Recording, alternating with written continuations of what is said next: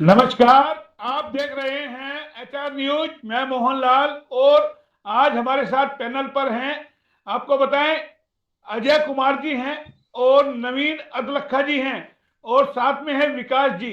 क्योंकि आज का जो टॉपिक है, कल जो स्वास्थ्य विभाग ने और जो जिला उपायुक्त ने एक अपनी सख्त कार्रवाई की है निजी हॉस्पिटलों पर, उसको लेकर के है। तो अभी हमारे साथ आईएमए प्रेसिडेंट पवन गोयल जी भी जुड़ेंगे, वरिष्ठ पत्रकार जो है महावीर सिंह निनानिया वो भी जुड़ेंगे।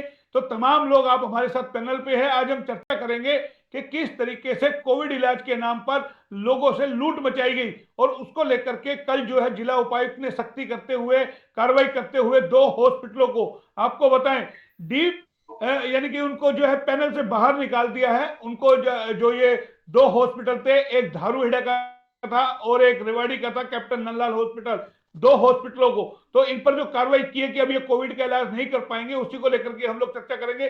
सबसे पहले मैं आपको लेकर चलता हूं कि हमारे साथ विकास जी हैं, जो हमने एक लाइव खबर चलाई थी कि इनके पेशेंट से किस तरीके का इनके साथ व्यवहार हुआ था कैप्टन नंदलाल हॉस्पिटल में। उसी को लेकर के एक बार सीधा इन्हीं के पास चलते हैं, ताकि तमाम जो पैनल के लोग हैं उनको पूरा वाक्य समझ में आ जाए कि आखिर किस तरीके से प्राइवेट हॉस्पिटल जो है लूट खसोट मचा रहे थे। तो हमारे साथ देखिए रामपाल जी भी जुड़ चुके हैं, वो भी हमारे साथ पैनल पे आएंगे। हरियाणा प्राइवेट स्कूल एसोसिएशन के प्रेसिडेंट है, शिक्षाविद है, वो जुड़े हुए, तो उनसे भी हम सीधी चर्चा करेंगे। विकास जी, आप मुझे सुन पा रहे हैं? हाँ जी सर। क्या हुआ था, पूरा वाक्य थोड़ा सा समझ में आ सके हमारे दर्शकों को। बिल्कुल सर। मेरी पेशेंट थी वहाँ पे बबली यादव छुरियावास के नाम से। जी तो एक्चुअली वो हमने 6 तारीख को उनको हॉस्पिटल में एडमिट कराया था और उन्होंने हमसे बोला था कि 50,000 रुपये पर डे बेड चार्ज है यहाँ पे। जी हमें कहीं और कोई बेड नहीं मिल रहा था, तो इस वजह से हमें मजबूरन वहाँ पे एडमिट कराना पड़ा। जी तो हमने 50,000 रुपये पर डे बेड चार्ज और स्टार्टिंग में 2,500 रुपये फाइल चार्ज देके उनको एडमिट कराया। जी फर्स्ट डे उनकी कंडीशन थोड़ी खराब थी, उनका कोरोना पॉजिटिव था तो लंग्स थोड़े डैमेज हो गए थे 60-70%। जी सेकेंड डे मैं उनसे मिला, आईसीयू में उनको एडमिट करा हुआ था, मैं उनसे मिला तो थोड़ी जी कंडीशन ठीक थी। तो जी डॉक्टर ने मेरे से बोला कि इनकी कंडीशन हम 10 से 15 दिन में इनको बिल्कुल अच्छी तरह रिकवर करके और इनकी छुट्टी करेंगे। मैंने जी उनसे बोला भी कि ठीक है, आप पैसों की मेरे को कोई वो नहीं है, बट मेरा पेशेंट ठीक होना चाहिए, क्योंकि पेशेंट जी ज़रूरी था मेरे लिए। उन्होंने जी मेरे को डेली यही सेम एक ही आंसर रहता था उनके पास कि आपका पेशेंट बिल्कुल ठीक है और जी 10 दिन में उनकी छुट्टी हो जाएगी। बट वो पेशेंट से जी मिलने नहीं देते थे, दिन में एक ही बार सिर्फ 2 मिनट के लिए आईसीयू रूम में जाने देते थे। जी 11-12 तारीख को पेशेंट की कंडीशन थोड़ी खराब हुई, तो मैंने डॉक्टर साहिल है वहाँ पे, डॉक्टर साहिल यादव, एक्चुअली मैं जी खुद मीडिया लाइन से हूँ, तो मुझे ऑफिस वालों ने डॉक्टर हायर करके दिया हुआ था कंसल्ट करने के लिए। तो मैं उनसे भी साथ के साथ कंसल्ट कर रहा था, तो मैं उनको बता रहा था ऑक्सीजन लेवल क्या है, सिटी स्कोर क्या है उनका। तो उन्होंने बोला कि इनको वेंटिलेटर की जरूरत है। मैंने डॉक्टर साहिल से और डॉक्टर आर के यादव से बात करी और बताया कि मेरे पेशेंट को वेंटिलेटर की जरूरत है, आप मेरे डॉक्टर से एक बार बात कर लीजिए। बट उन्होंने डिनाई कर दिया कि हम भी डॉक्टर हैं, हम किसी डॉक्टर से बात नहीं करेंगे, और उन्होंने जी मेरे पेशेंट को वेंटिलेटर पे नहीं लाए। थर्ड जी 13 तारीख को उन्होंने बिल्कुल हमें जाना बंद कर दिया, आईसीयू में हमें जाने ही नहीं दिया, अंदर से कुंडी लगा दी। हमने बहुत फोर्सली 14 तारीख को मॉर्निंग में बोला पेशेंट को हमें जाने दीजिए, सॉरी 13 तारीख को बोला हमें जाने दीजिए, तो उन्होंने बताया आपका पेशेंट एक्सपायर हो गया है। उस जी वजह से मैंने उनको बोला भी, आपको मैंने बोला था वेंटिलेटर पे डाल दीजिए, तो आप वेंटिलेटर पे क्यों नहीं डाला अपने पेशेंट को? उन्होंने कहा जी हमने वेंटिलेटर पे डाला था। तो हमने कहा जी फुटेज दिखा दीजिए, आप वेंटिलेटर पे डाला था तो आपके हॉस्पिटल में तो कैमरे लगे हुए हैं बहुत सारे, वो हमें फुटेज नहीं दिखा पाए। उन्होंने जी काफी देर हमारा टाइम वेस्ट किया फुटेज निकालने में, ये वो मतलब बस हमें गुमराह कर रहे थे। बट उनके पास कोई जी फुटेज नहीं थी। इस चीज के गवाह एसएचओ संजय साहब भी हैं, वो भी वहीं पे थे उस टाइम पे, हम 100 नंबर पे जी कंप्लेंट कर चुके थे। तो वो भी साहब भी, जी आईओ जी जो थे हमारे एसएचओ संजय जी, वो भी वहीं मौजूदा थे, जी तो जी उनको जी नहीं मिली थी फुटेज। जी डेली हमसे 50 रुपए, 50,000 रुपए सॉरी बेड चार्ज लिया जा रहा था। उसके बाद जी हमको पेशेंट से नहीं मिलना दर था। एक दिन मैं जी पेशेंट से मिला, तो पेशेंट ने बताया ये लोग बहुत बदसलूकी करते हैं, गाली गलौज करते हैं हमारे साथ, पानी मांगते हैं तो पानी नहीं देते हैं, खुद हमें बताना पड़ता है कि दवाई दे दो, उसके जी बावजूद भी हमसे गुस्से से बात करते हैं। कंपाउंडर वगैरह यहाँ के जी बहुत ही जी गंदा व्यवहार करते थे। जी जी उन्होंने जी जी जी रेमसीडिवर के, डॉक्टर आर के यादव ने रेमसीडिवर के लिए भी बोला, तो मैंने कहा डॉक्टर मेरे पास तो है नहीं, अगर आप अरेंज कर सकते हो तो बता दीजिए। तो उन्होंने 40,000 रुपये पर रेमसीडिवर के लिए मांगे, 6 रेमसीडिवर उन्होंने बोला था। बट एक्चुअली मैं मीडिया लाइन से था तो मेरा जुगाड़ हो गया था, रेमडेसिविर मुझे एक्चुअल रेट पे मिल गई थी। 2 रेमडेसिविर मैं 20-20 हजार की ब्लैक में खरीद के भी लाया। 4 रेमडेसिविर का मेरा अरेंजमेंट हो गया था। हमने रेमडेसिविर भी उनको करके दिया। अब हमें नहीं पता उन्होंने लगाया है या नहीं लगाया, क्योंकि आईसीयू में जी नहीं जाने जी देते हमें। जी जी जी फिर जी। रेमडेसिविर। और भी लोग हैं, और भी लोग हैं, और भी लोग हैं, हम सबसे बात करेंगे। तमाम लोगों हाँ ने जी, हाँ आपने जी। सुना किस तरीके से, जबकि ये खुद मीडिया हाउस से जुड़े हुए हैं विकास जी, और इन्हीं की जो रिलेटिव देखे किस तरीके से इन्हीं को कितनी चुनौती का सामना करना पड़ता है, आप समझ सकते होंगे। हमारे साथ है अदलखा जी, नवीन अदलखा जी, क्या कहेंगे इस तरीके का? नमस् आपने कभी अपने जीवन में देखा है कि एक इलाज के नाम पर किस तरीके का कोहराम मचाया जाता है? पूरा आपने सुन लिया होगा भैया की बात। मोहनलाल जी, मैं इस चैनल के माध्यम से अपनी बात को रखना चाहूंगा। मैं विकास जी को मुबारकबाद देना चाहूंगा, जो इन्होंने इतना प्रोएक्टिवली पूरे मुद्दे को उठाया, प्रशासन की निगाह में इस पूरे को लेके आया। 2 हॉस्पिटल अभी हमारे पैनल से हटाए गए हैं। मैं इतना जरूर कहना चाहूंगा, मैं रोटरी क्लब से पिछले 17 साल से जुड़ा हुआ हूँ, और रोटरी हमारा डिस्ट्रिक्ट फैला हुआ है गुड़गांव दिल्ली। आप यकीन माने, पिछले 15 दिन में मेरे पास कम से कम 40 फोन आ चुके हैं कि रेवाड़ी का इतना महंगा इलाका हो गया है, एक एक दिन के 40,000 50,000 रुपए पर डे का ये हॉस्पिटल वाले ठगी कर रहे हैं। आप यकीन करें मोहनलाल जी, मेडिसिटी जो पूरे इंडिया का सबसे महंगा हॉस्पिटल कहलाता है, वहां भी इतने रेट नहीं है। आप सोचें, कोरोना टाइम पे जब पूरा देश एक विपदा से गुजर रहा है, लोगों की सैलरी नहीं आ रही है, बच्चों की स्कूल फीस जमा नहीं कर रहे, क्या इन हॉस्पिटल का एक नैतिक जिम्मेदारी नहीं बनती कि इस समय जो गवर्नमेंट ने रेट फिक्स किए हुए हैं 8,000 10,000 12,000, इसमें भी 10% ये कर देते कि हमें गरीब बीपीएल कैटेगरी के लिए या इस कैटेगरी के लिए हम कुछ कम करेंगे, बजाय 8 10 12,000 चार्ज करने के बजाय दे आर चार्जिंग 40,000 50,000, जैसे विकास जी ने बताया। इससे ऊपर मैं आपको बताना चाहूंगा, मेरी कुछ लोगों से बात हुई है, अगर किसी को मेडिक्लेम में कोई क्लेम भी करना है, देखो मिडिल क्लास फैमिली है, हर आदमी अपना मेडिक्लेम जरूर करवाता है, अगर इनको प्रॉपर रिसिप्ट भी नहीं मिलेगी, जिस तरह की इन्होंने रिसिप्ट दिखाई थी मीडिया में पिछली बार जो आपकी कवरेज थी, इन बेसिस पे तो आपको कोई मेडिक्लेम नहीं क्लेम नहीं देगा। तो ये बहुत शर्म की बात है, और मैं रिक्वेस्ट करूंगा आईएमए को इसमें प्रोएक्टिवली आगे आना चाहिए, उनका बहुत बड़ा रोल है। एक शहर में जो इमेज है, कहीं ना कहीं इन कुछ हॉस्पिटल की वजह से, मैं सबको नहीं बोल रहा, कुछ हॉस्पिटल बड़ा अच्छा काम भी कर रहे हैं, परंतु कुछ हॉस्पिटल की वजह से कहीं ना कहीं आईएमए की छवि भी धूमिल हुई है। और ये समय जो कोरोना समय है, ये याद रखा जाएगा। मैं समझता हूँ, मेरे को 45-46 साल का हो गया हूँ, और कभी ऐसी विपदा हमने देखी नहीं है, और देश पूरा विपत्ति से गुजर रहा नहीं है। नहीं, मेरा मेरा एक बात और है, ठीक आप कह रहे हैं, लेकिन ये सवाल ये है ना कि जिस तरीके से डिनोटिफाई किया गया, अभी आप इस कार्रवाई से संतुष्ट है? आपको लगता है आईएमए को भी मैं इसमें कार्रवाई करनी चाहिए? मैं आपको ये बताना चाहूंगा, आईएमए का इसमें प्रोएक्टिवली रोल होना चाहिए। एक हॉस्पिटल 10,000 रुपए चार्ज कर रहा है, एक हॉस्पिटल 40,000 चार्ज कर रहा है, कहीं ना कहीं यूनिफॉर्मिटी तो होनी चाहिए। आप ऐसा नहीं कर सकते कि 10 15 20% तो आप लोग वेरिएशन कर सकते हैं। आप सोचिए, गरीब आदमी जो स्कूल की फीस नहीं दे पा रहा, वो 40-50,000 कहाँ से देगा?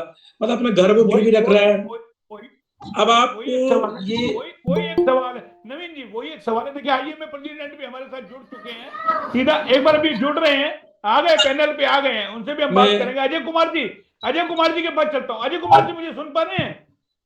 हाँ, सुन पा रहा हूँ। अजय कुमार जी, क्या कहेंगे जिस तरीके से जो पूरा मामला सामने आया? आप तो खुद इसके भुगतभोगी हैं, आपके घर में भी कई डॉक्टर हैं, आप बता रहे थे इंग्लैंड में आपके कई सारे डॉक्टर हैं।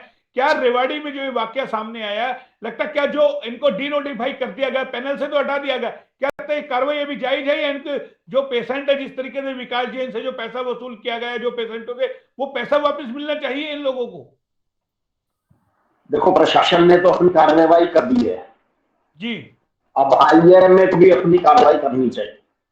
जी इंडियन मेडिकल एसोसिएशन सिर्फ डॉक्टर्स के लिए नहीं है। अगर जी कोई मरीज हॉस्पिटल में कोई गलत बात करता है तो आईएमए 1 मिनट में इकट्ठी हो जाती है जी और उसका विरोध करती है। जी जब कुछ डॉक्टर्स खिलाफत कर रहे हैं जी तो उसमें भी आईएमए को अपना पूरा रोल अदा करना चाहिए, अपनी एक जी इंक्वायरी उन्हें बिठानी चाहिए।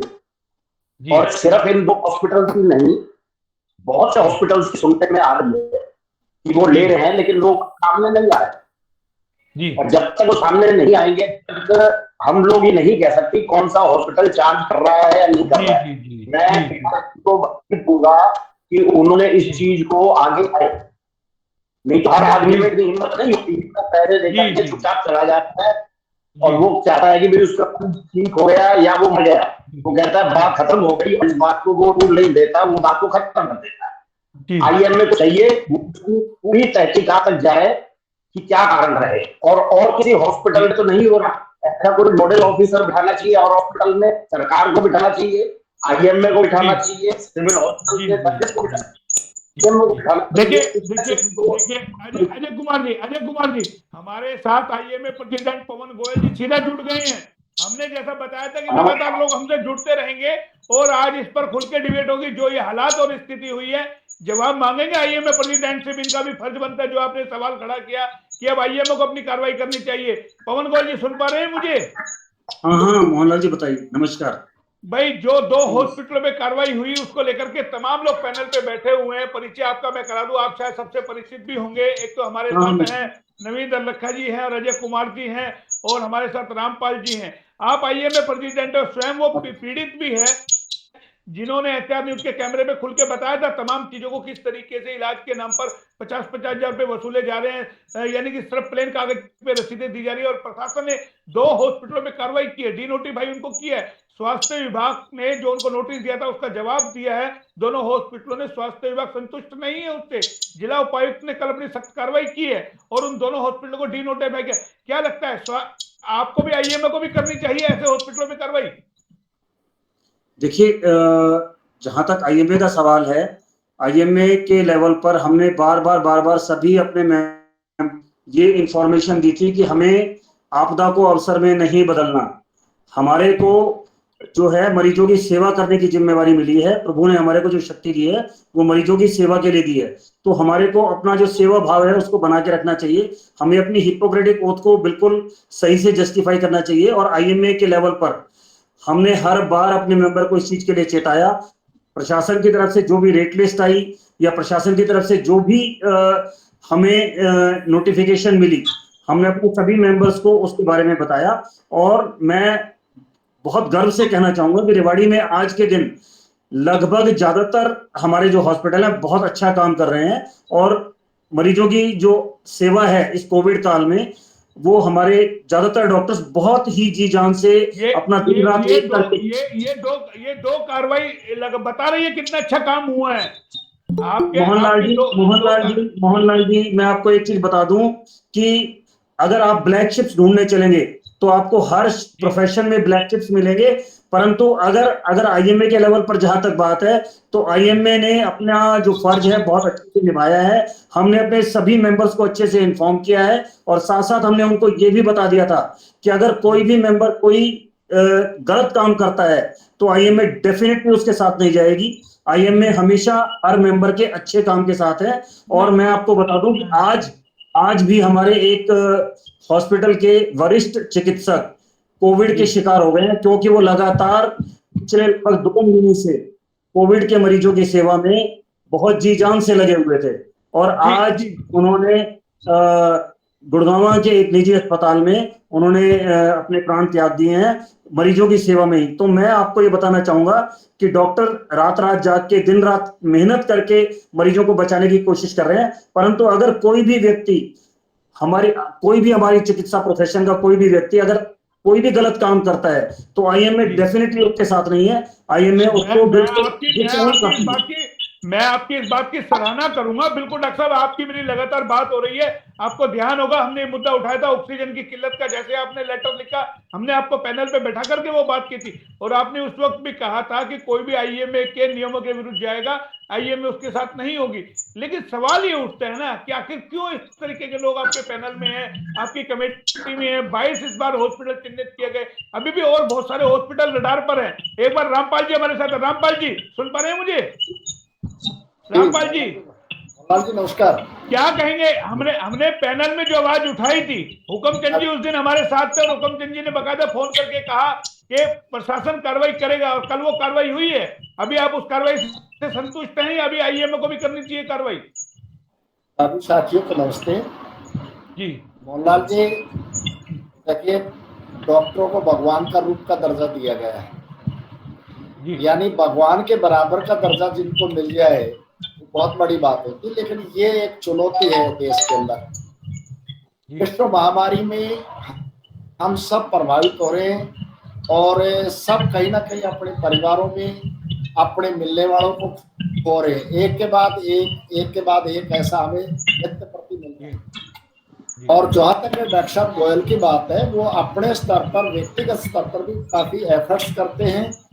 उनसे व्यक्तिगत भी अगर आप बात करोगे तो लाइन पे मिलेंगे आपको, चाहे रात के 12 बजे हो चाहे दिन में 2 बजे हो। लेकिन कुछ एक जो है ना, आज भी मैं डॉक्टर साहब से भी निवेदन करना चाहूंगा कि आज भी अगर आप वास्तविकता अगर धरातल पे देखेंगे तो आज भी है ना, मरीजों को लूटा जा रहा है। जबकि मरीजों के साथ क्या होना चाहिए, एक मित्र जैसा व्यवहार होना चाहिए। इस समय मरीज है, वो हालात इस समय पूरे परिवार की या जिन्होंने अपनों को खोते जा रहे हैं या हालात इस कदर की है, तो उनके साथ हमें बड़ा अच्छा व्यवहार, बहुत ही मित्रवत व्यवहार, परिवार का सदस्य मान करके उनका इलाज करना चाहिए। और जो पॉसिबल हो सकता है वो उनकी बराबर मदद करनी चाहिए और दिलासा देनी चाहिए जहां भी परिजन है। जैसे मैंने विकास की बात को अभी सुना, मैं अभी आपके थोड़ी देर पहले जुड़ा हूँ। हमने इस मुद्दे को 4 दिन पहले उठाया था आपके चैनल के माध्यम से, ताकि विकास की जो जानकारी में मेरे में आया था कि इस प्रकार से एक निजी हॉस्पिटल पर डे 50,000 रुपए ले रहा है, जो कि जायज नहीं है, कहीं भी तर्कसंगत नहीं है।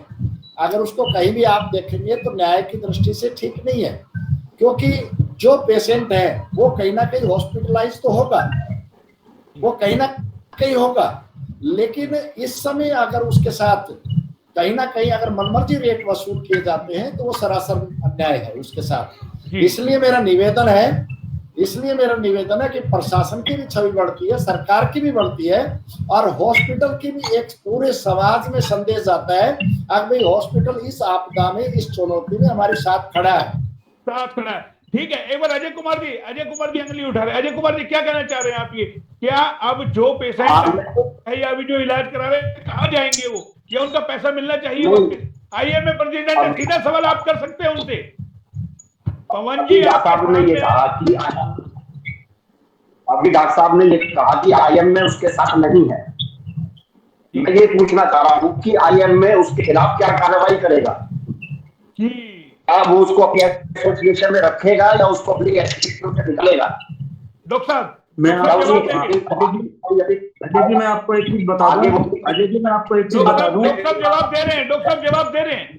हाँ सुनिए अजय जी, मैं आपको एक चीज बता दूं कि रेवाड़ी में जिस हॉस्पिटल के खिलाफ शिकायत हुई और जिसके खिलाफ कार्रवाई हुई वो रेवाड़ी आईएमए के मेंबर नहीं है, और अगर वो रेवाड़ी आईएमए के मेंबर नहीं है तो एज सच हमारा कोई सवाल ही पैदा नहीं होता कि हम उसके अगेंस्ट कोई आगे और कोई कार्रवाई भी करें। प्रशासन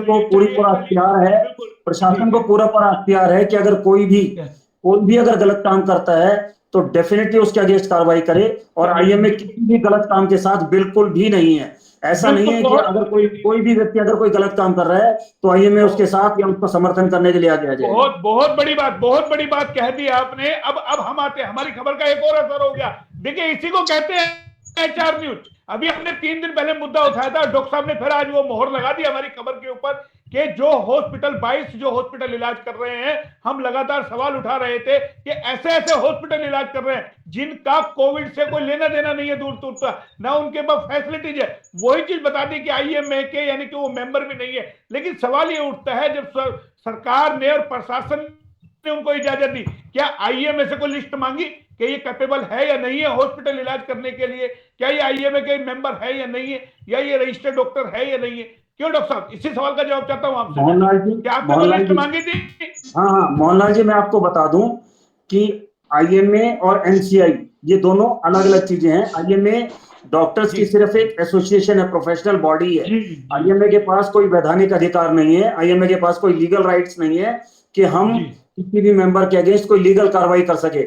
हमारे पास सिर्फ ये अधिकार है कि अगर कोई व्यक्ति गलत काम करता है तो हम उसको अपनी एसोसिएशन में एग्जीक्यूटिव कमेटी के अंदर डिसाइड करके हम उसको कहें कि भाई आप गलत काम कर रहे हैं तो हम आपको अपनी एसोसिएशन से या अपनी ब्रांच से हम बाहर करते हैं। बस हम सिर्फ इतना कर सकते हैं। दूसरी बात मैं आपको बता दूं कि जो 22 हॉस्पिटल जितने भी काम कर रहे हैं वो सभी के सभी क्वालिफाइड हॉस्पिटल हैं और सभी के सभी क्वालिफाइड डॉक्टर्स काम कर रहे हैं। तो आईएमए का मेंबर होने का मतलब ये नहीं कि वो क्वालिफाइड है या नहीं है। अगर आईएमए का मेंबर है तो इसका मतलब पक्का है कि वो कम से कम एमबीबीएस डॉक्टर है और वो क्वालिफाइड है। तो वही मैंने सवाल किया ना, आपने वही मैंने सवाल किया कि आप ये कह रहे हैं कि दोनों हॉस्पिटल आईएमए के मेंबर जो 22 हॉस्पिटल काम कर रहे हैं जी, जो 22 हॉस्पिटल काम कर रहे हैं वो डेफिनेटली आईएमए के वो सारे के सारे क्वालिफाइड डॉक्टर्स हैं। और ये जिस हॉस्पिटल में ये कार्रवाई हुई है ये भी क्वालिफाइड डॉक्टर का ही हॉस्पिटल है। ये अनक्वालिफाइड नहीं है या क्वैक नहीं है, नीम हकीम नहीं है, ये क्वालिफाइड है। परंतु ये आईएमए के मेंबर नहीं है, हमारी एसोसिएशन के मेंबर नहीं है, ये मैं कैटेगोरिकली कहना चाहूंगा।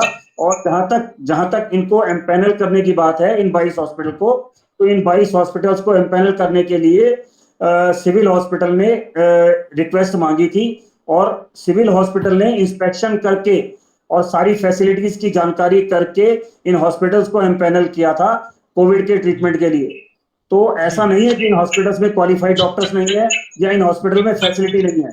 कोविड के ट्रीटमेंट के लिए एक शिकायत ये आ रही थी ना, नहीं डॉक्टर साहब सुनिए, एक शिकायत ये आ रही थी कि एक दांतों का डॉक्टर है वो कोविड का इलाज कर रहा है, एक ऑर्थो का हड्डी का डॉक्टर है वो इलाज कर रहा है। और मेरे को आपकी ये जानकारी एक डॉक्टर ने दी है, मैं नाम ने उसका नहीं बताऊंगा क्योंकि जाहिर है उसने मना किया था कि आप मेरा नाम मत कोड करना, लेकिन मैं कह रहा हूं आप ही लोग हमें जानकारी देते हैं ना कि एक हड्डी का डॉक्टर बताइए कोविड का क्या इलाज करेगा, ऑर्थो से दांतों से जुड़ा हुआ डॉक्टर क्या इलाज करेगा, आंखों से जुड़ा हुआ डॉक्टर क्या कोविड का इलाज करेगा।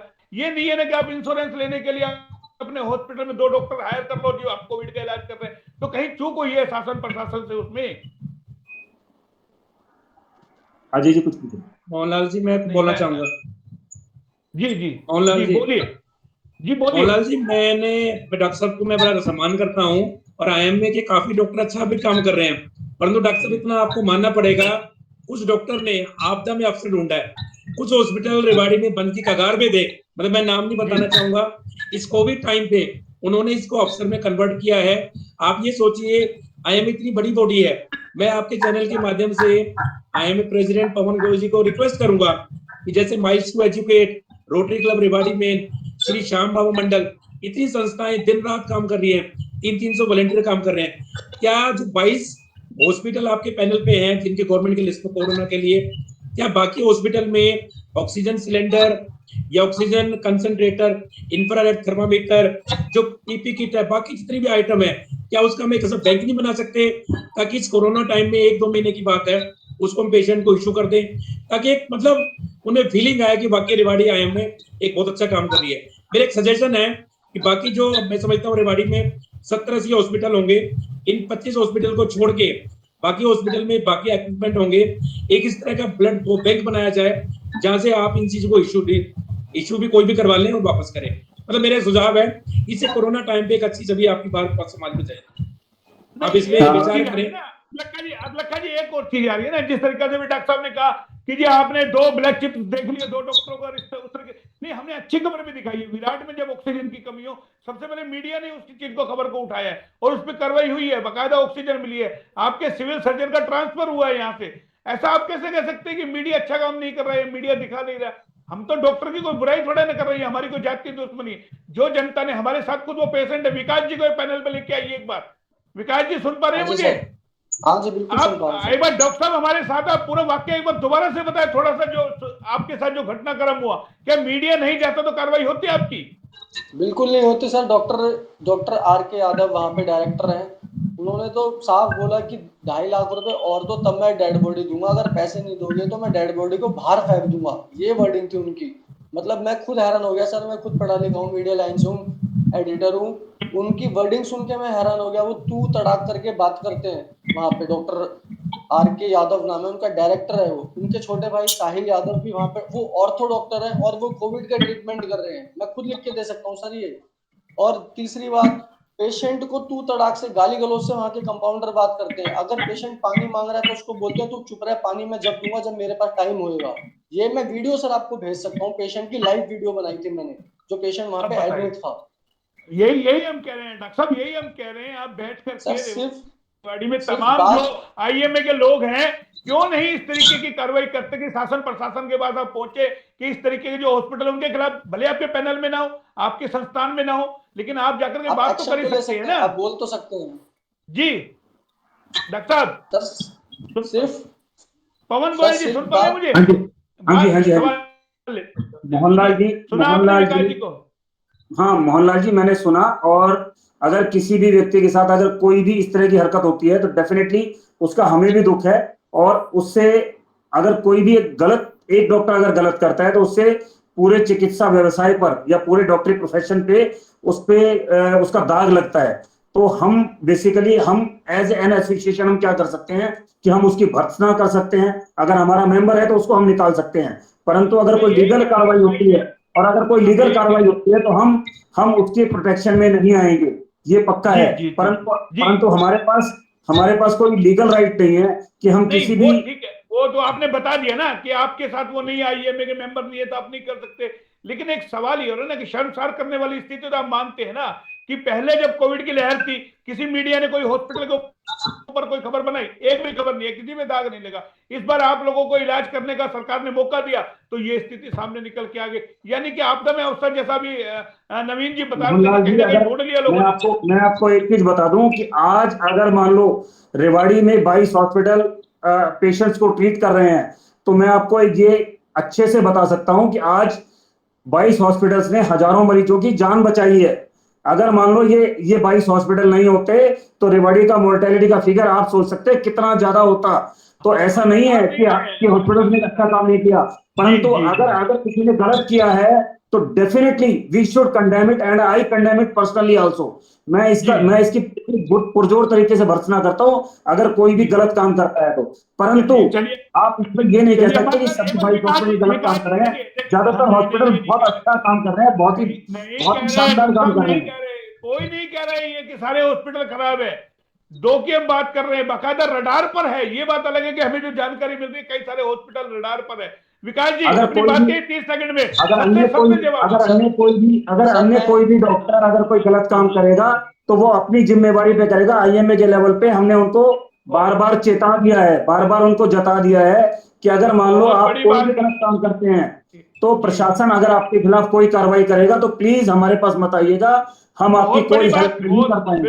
बिल्कुल बहुत बड़ी बात आपने कही विकास जी। आईएमए प्रेसिडेंट के लेवल पर, आईएमए पदाधिकारियों के लेवल पर हम यही बात कह सकते हैं कि अगर आप कोई भी गलत काम करेंगे अपने जिम्मे पे करेंगे, अपनी जिम्मेवारी पे करेंगे, उसके लिए हम जिम्मेदार नहीं होंगे।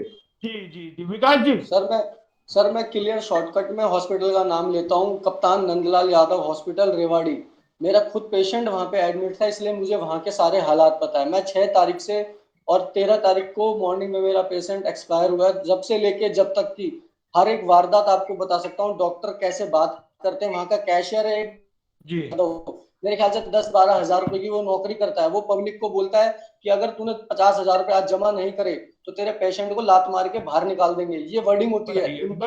नीचे कंपाउंडर आईसीयू रूम की बात है। विकास जी मेरी आंखों देखी है। हाँ जी विकास जी इसीलिए पैनल पे बैठे हैं और लोग हैं। देखिए वरिष्ठ पत्रकार हमारे साथ हैं, जुड़ चुके हैं, महावीर सिंह निनानिया जी, उनको पैनल पे लेके आए। आपके पास आ रहा हूँ, रामपाल जी आ रहा हूँ आपके पास। वरिष्ठ पत्रकार है महावीर सिंह निनानिया जी, जुड़ चुके हैं हमारे साथ। सुन पा रहे हैं मुझे महावीर सिंह जी? शायद लगता है नेटवर्क प्रॉब्लम है। रामपाल जी आपके पास आता हूं, तमाम बातें आपने सुन ली। रामपाल जी मोहनलाल जी सुन पा रहे हैं मुझे? जी हाँ, आपकी आवाज आ रही है। हाँ बोलिए रामपाल जी, क्या कहेंगे, क्या कहना चाह रहे हैं? मोहनलाल जी पिछले वर्ष से लगातार, जब से मार्च मास से 2020 से लेकर के अब तक, ऐसे बहुत से डॉक्टर हमारे सामने हैं, समाज के आगे है, जिनको हम सलूट करते हैं, जिन्होंने 24 घंटा लगातार जो है मरीजों की, पेशेंटों का जीवन बचाया है।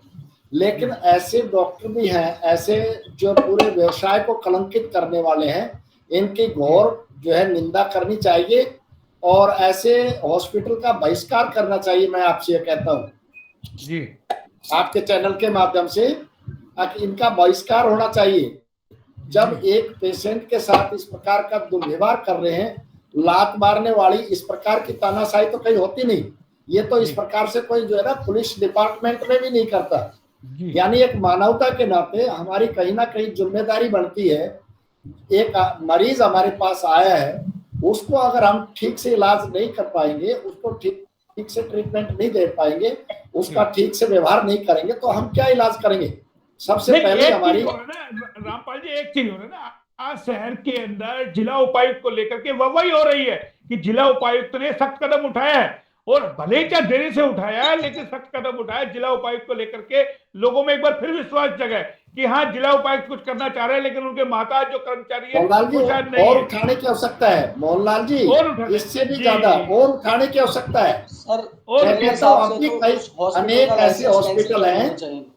अब भी अनेक ऐसे हॉस्पिटल है, पवन जी के ध्यान में है या नहीं है, जो मनमर्जी लूट रहे हैं आज भी, जबकि शासन और प्रशासन मोहनलाल जी मैं इस मामले में इतना कहना चाहूंगा, एक हॉस्पिटल के जेन्युइन रेट अगर वो उसको मिल रहे हैं, मेरे शासन प्रशासन में ये स्पष्ट आदेश है कि अपने हॉस्पिटल के बाहर आप आईसीयू बेड के चार्ज क्या है, वेंटिलेटर के चार्ज क्या है, सिंपल बेड के चार्ज क्या है, एम्बुलेंस के क्या है, वो सारा का सारा बाहर होना चाहिए, नोटिस बोर्ड पे होना चाहिए। रामपाल जी वो तो दिख रहा है, जो अगर नेक नियति बड़ी होती बड़े बड़े लगाता, छोटी सी पर्ची थोड़ा से लगाता, वो छोटे से यानी कि A4 के कागज में पूरी डिटेल लिख रहा है।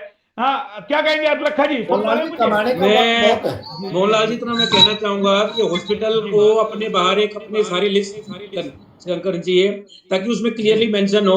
मैं ये नहीं कह रहा कि हर फेस्टिवल है, मिडिल क्लास फैमिली के रिगार्डिंग में इतना आप समझते हैं, लोगों के बिजनेस काफी डाउन हो गए पिछले 2 साल से, लोगों की नौकरियां गई है, तो इस विपदा में अगर आपको कोई डॉक्टर ढूंढता है बहुत शर्म की बात है। मैंने भी डॉक्टर पवन गोयल जी को भी ये रिक्वेस्ट किया है, इस तरह के हॉस्पिटल जो कोरोना का इलाज नहीं भी कर रहे, वहां पर इक्विपमेंट है, तो उनको इस तरह का एक बैंक बनाया जाए, ताकि कम से कम एक हमारी IMA की तरफ से वो सपोर्ट पेशेंट को मिले। और मैं आपको इतना कहना चाहता हूँ, रेवाड़ी शहर की इमेज बहुत खराब हुई है हमारे राज्य में, जिस हिसाब से चार्जेस किए जा रहे हैं, इसको सुधारने का प्रयास IMO को अपने लेवल पे करना चाहिए, एक मीटिंग बुलानी चाहिए, और इस तरह की रेस्ट्रिक्शन। एक चीज में तो हम IMA की तारीफ करेंगे कि जब ऑक्सीजन की कमी आई थी, डॉक्टर साहब ने लेटर लिखा था, लेकिन एक मजबूरी इनकी भी तो हो गई ना। अब साफ तौर पे इन्होंने बता दिया कि वो IMA के मेंबर नहीं है, तो कार्रवाई किस पे करे? अब गैन प्रशासन के पाले में ना, प्रशासन ने अपनी कार्रवाई कर दी, प्रशासन को तो पूरा धन्यवाद देंगे, दोनों को पैनल से हटा दिया, प्रशासन ने जो कार्रवाई की है। हाँ, एक बार अजय कुमार जी कहना चाह रहे हैं। अजय कुमार जी,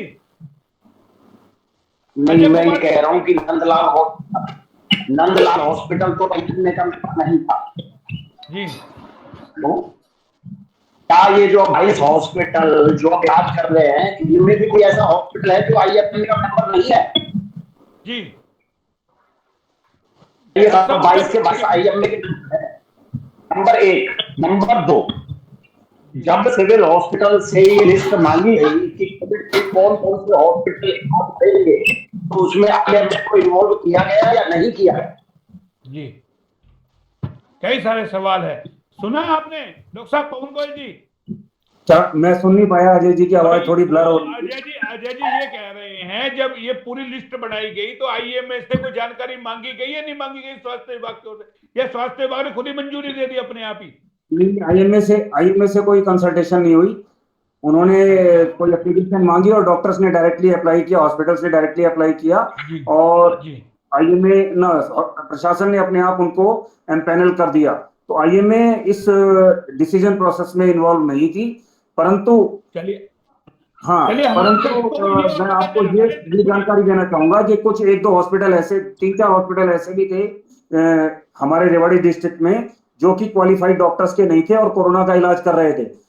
तो लगभग 10-12 दिन पहले हमारे डिस्ट्रिक्ट एडमिनिस्ट्रेशन ने और IMA की एक मीटिंग हुई थी, ज्वाइंट मीटिंग, जिसमें उन हॉस्पिटल्स को चिन्हित करके वहां से उन सारे के सारे हॉस्पिटल्स को बंद करवाया गया कोरोना ट्रीटमेंट कराने के लिए। तो मुझे नहीं मालूम कि वो आपके ध्यान में आई या नहीं आई। तो आ गई, वही मैंने सवाल उठाया था, अभी आपसे वही पूछा था। मैं 4 दिन से इस खबर को चला रहा हूँ कि वो कैपेबल नहीं है, इलाज कर रहे हैं। उसी के बाद ही मीटिंग हुई है, स्वास्थ्य विभाग में जगह हमारी खबर। मोहनलाल जी मैं कुछ बोलना चाहूंगा। ये खबर 15 दिन पहले की है, 12-15 दिन पहले की है और दूसरी बात, अगर आप ये कह रहे हैं कि 22 हॉस्पिटल जो ट्रीट कर रहे हैं, तो कोविड के ट्रीटमेंट के लिए कोई बहुत ज्यादा सुपर स्पेशलाइजेशन की जरूरत नहीं है। कोई भी एमबीबीएस डॉक्टर कोविड पेशेंट्स का ट्रीटमेंट कर सकता है। अगर उसको बाई चांस वेंटिलेटर पे डालने की जरूरत पड़ती है, तब डेफिनेटली इंटेंसिव केयर स्पेशलिस्ट की जरूरत पड़ती है। बिल्कुल बिल्कुल गोयल सर, यही कंडीशन हुई है मेरे साथ। कोई भी एमबीबीएस डॉक्टर पूरी तरह से कैपेबल है ट्रीटमेंट करने के लिए। देखिए टाइम बहुत कम है मेरे पास, बिल्कुल यही कंडीशन हुई है मेरे साथ। मेरे पेशेंट को वेंटिलेटर की जरूरत थी और उन्होंने वेंटिलेटर पे नहीं डाला क्योंकि वो क्वालिफाइड डॉक्टर नहीं थे। मैंने 10 बार बोला कि उनको वेंटिलेटर पे डाल दीजिए। मेरे डॉक्टर अशोक शर्मा जी हैं, मेरे कंसल्ट थे, हिंदुस्तान मीडिया की तरफ से हैं वो। उनसे मैंने कंसल्ट करके डॉक्टर आर.के. यादव और डॉक्टर साहिल को बोला था कि इनको वेंटिलेटर की नीड है, आप इनको वेंटिलेटर पे डालिए। उन्होंने साफ मना कर दिया कि हम किसी से कंसल्ट नहीं करेंगे। उन्होंने वेंटिलेटर पे नहीं डाला क्योंकि वो ठीक है। विकास जी सुना, टाइम बहुत कम है, मेरे पास तो लिमिटेड टाइम है ना। देखिए ये चर्चा हम जितनी मर्जी कर सकते हैं। अदलखा जी को लेके आइए पैनल पे। मैं मोहनलाल जी सबको 30 सेकंड मिलेंगे। मैं मोहनलाल जी इस पूरे एपिसोड के अंदर मीडिया का बहुत बड़ा रोल है, और मैं मोहनलाल जी और टीम को धन्यवाद करना चाहूंगा कि इस मीडिया ने जो रोल इसमें इसमें आपने जो रोल अपना धन्यवाद नहीं चाहिए। देखिए मैं फिर बता रहा हूं, मेरे पैनल पे आप लोग बैठे हैं, कोई मेरी तारीफ मत कीजिए। मैं जब मीडिया लाइन में आया, मेरा एक ही मोटिव था, I am public servant without pay. मेरा जो काम चलता है आप लोगों के विज्ञापन से चलता है। मुझे सैलरी नहीं मिलती है, लेकिन मैं अपने आप को पब्लिक सर्वेंट मानता हूँ। मेरा सिर्फ तो जो आपने इस समय पूरे मीडिया का जो इसमें रोल रहा है पूरा प्रशंसनीय है, और मैं उम्मीद करूंगा आईएमए इसमें अपना पूरा एक बड़ा अपना रोल करेगा, जो रोल अभी तक दिखाई नहीं दिया था। जी नहीं, अब रोल आ गया ना। आज नहीं, लगातार पैनल पे जुड़े हुए हैं, ऐसा नहीं है। डॉक्टर साहब जुड़े हुए हैं मेरे साथ, 4 डिबेट भले कर चुके हैं, लेकिन उनके बाद भी मजबूरी है कि उनको भी इलाज करना पड़ता है, खाली नहीं है ना, इसलिए 5:30 बजे का टाइम दिया हमें, और अब भी लेट हो गए। देखिए सबसे लेट में डॉक्टर साहब जुड़े थे हमारे साथ। रामपाल जी 30 सेकंड में अपनी बात खत्म करें। मोहनलाल जी, मैं आपके चैनल के माध्यम से और प्रशासन से भी अपील करना चाहूंगा, सभी साथी भी बैठे हैं, अभी से डीसी साहब को बहुत कुछ कार्रवाई करने की आवश्यकता है और कार्रवाई करनी चाहिए। जब तक अंकुश नहीं लगेगा, वास्तव में मरीज के साथ न्याय नहीं होता। इसलिए इस महामारी में सभी हॉस्पिटल्स, जितने डॉक्टर्स हैं, अपने शहर को, अपने जिले को अच्छा संदेश कैसे जाए, इसलिए उनसे जो मिनिमम चार्ज हो सकता है वो लेने चाहिए इस समय, लेकिन ताकि हम चुनौतियों का सामना कर सके। रामपाल जी धारूहेड़ा में भी यही हाल है। धारूहेड़ा का जो हॉस्पिटल है उसको भी डिनोटिफाइड किया है, वहां भी यही स्थिति है कमोबेश। वहां से भी लगातार शिकायतें आ रही थी। औद्योगिक क्षेत्र जबकि वहां भी लूटा जा रहा है। एक तो डॉक्टर साहब से मैं व्यक्तिगत अपील करूंगा, डॉक्टर साहब से, पवन गोयल जी से विशेष तौर से। डॉक्टर साहब, एक रेमडेसिविर के इंजेक्शन के कारण से बहुत ज्यादा ब्लैकमेल कर रहे हैं पेशेंट को। मेरे पास ऐसे कई केस है, उन निजी हॉस्पिटल का नाम नहीं ले रहा, जबकि मैं तो बेबाक कहता हूँ उन हॉस्पिटल का। यानी 5-5, 6-6 ऐसे अनेक लिस्ट आपको दे सकता हूँ जिनसे चार्ज किए गए हैं ब्लैक में 30-30, 35-35 हजार 6-6 इंजेक्शन, और वो अपने पेशेंट को नहीं बचा पाए। चाहे उसमें प्रवीण है, चाहे उसमें गजराज है, चाहे उसमें आपका यानी परमाल है, यानी अनेक ऐसे हैं जो 6 रेमडेसिविर के इंजेक्शन के पैसे कलेक्ट करने के बाद और उन्होंने अपने पेशेंट को खो दिया। देखिए शुरू में ये बात तो मैं कहती हूँ, मोहनलाल जी एक मिनट सुनिए, एक मिनट आ रहा हूँ मैं। देखिए टाइम बहुत कम है।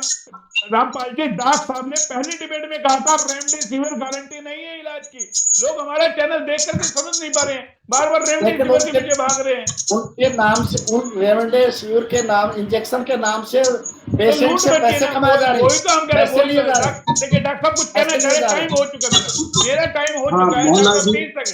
30 सेकंड में मैं 30 सेकंड में अपनी बात खत्म करता हूँ। देखिए सबसे इंपॉर्टेंट चीज जो मैं आज जितने मेरे पैनलिस्ट हैं उनको बताना चाहता हूं कि कोई भी महामारी जब आती है तो हम शायद हॉस्पिटल्स की तरफ उंगली उठा देते हैं, परंतु हम ये नहीं सोचते कि जो महामारी है वो उसका इलाज हॉस्पिटल्स में नहीं होता, उसका इलाज सोसाइटी में, कम्युनिटी में होता है।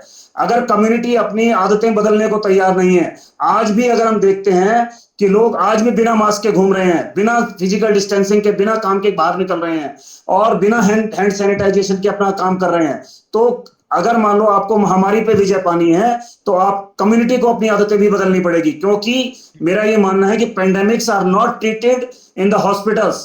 पेंडेमिक्स का इलाज कम्युनिटी में या सोसाइटी में होता है।